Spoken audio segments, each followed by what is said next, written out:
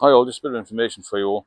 I've no doubt that any of you who drink heavily will have pangs of anxiety. I had it dreadfully in my 30s and 40s. Why I couldn't see what the problem was, I don't know. I just just battled through life as well. But I used to be quite a good flyer, and as time went on, I used to have a drink on the flight and all this sort of thing. And it got to the point eventually where I couldn't fly. So I engineered this plan with my then wife. Said, "Oh, why don't we start to drive through France and down in Northern Italy? We used to go to the Italian lakes a lot in the late 80s, early 90s. Lake Como, Lake Garda, that sort of area. But we used to take the car. We had a decent car, that's besides the point. So we'd drive down, take 2 days to get there, probably more expensive. And we used to have a good time, but it was all drink centres. So I would drive a little bit, and then I would stop somewhere and get a few drinks, and then she would drive a bit more. Well, the vast majority of the time, actually. So we'd get somewhere, a campsite or whatever. That would be us for a couple of weeks. Glorious weather, nice food, and all this sort of thing. But I just was drinking all the time. I used to drink all day, then she would try and get some sleep, and then I would just sit outside the tents or whatever and just put my headphones on, listen to some music, look at the stars, and drink and drink and drink. It's madness, isn't it, really?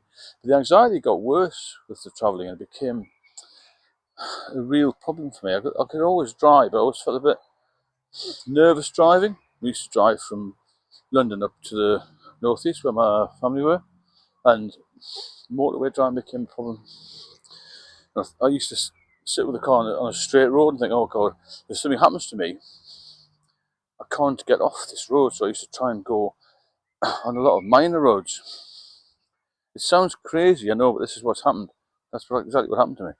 And so the journey would take twice as long, and it caused problems in the marriage, and it's got it had such a detrimental effect on my life anyway.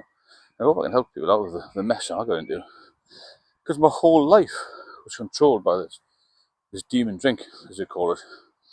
And then when I was going to work, sometimes I used to get the underground training to work.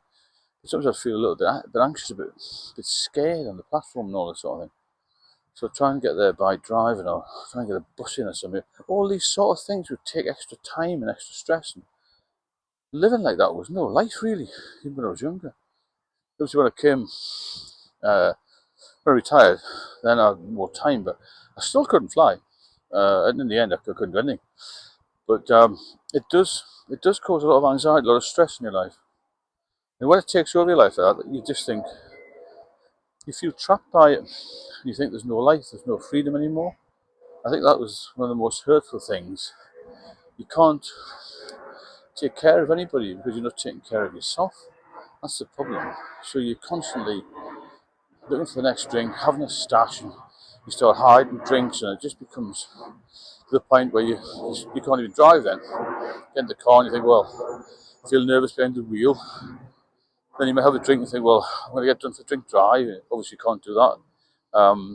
So you're stuck getting taxis, cost more money, you got to wait around for taxis, you got no freedom there. All these things come along, plus you get poor health, plus you have no energy, plus you have no money. There's so many things, like, there's nothing good about it at all. Nothing good at all.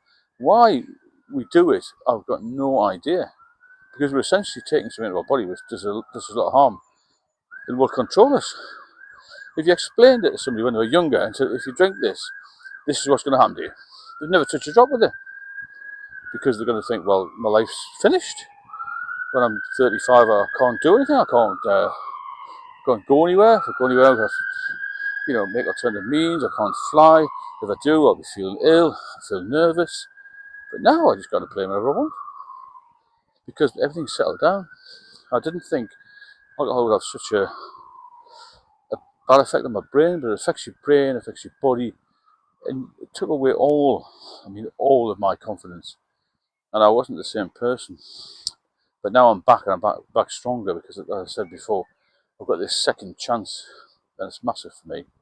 And if I can help even one person get back from where I was, I'd be grateful. I'd be really pleased. So If you're enjoying the videos, please subscribe, and there's lots of more content because I've got 40 years of drinking experience to put in here. I'm not going to put everything on, obviously, but little snippets I'll put on, and hopefully we'll, as a community, we can get stronger and help each other. I'll speak to you all soon.